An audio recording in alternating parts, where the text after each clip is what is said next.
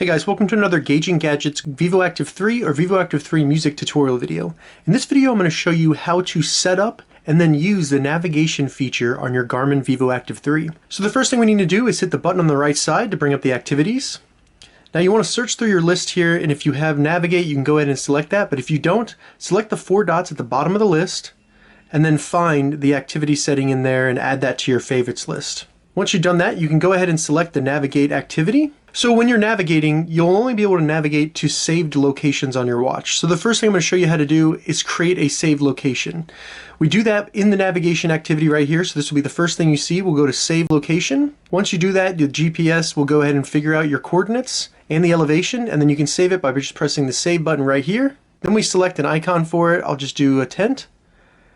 And then there we go. We have a saved location. So once you select the icon for that, it'll save the location, and then we can go to our saved locations right here and actually view it. You can even go in and change the icon, you can delete it, you can see the details for it. And then to actually navigate to the saved location, all we need to do is select one of the saved locations and then go to Go To.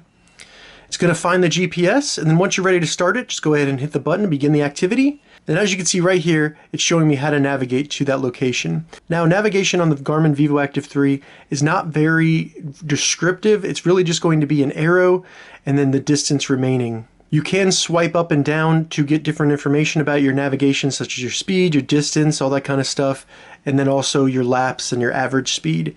But really, it's not going to show you a map. It's not going to show you anything like that. It's just going to show you the correct location to go towards so that you can get to the actual area. Once you're finished navigating, just go ahead and select the button again, and then you can just go ahead and save it if you want to keep a record of it.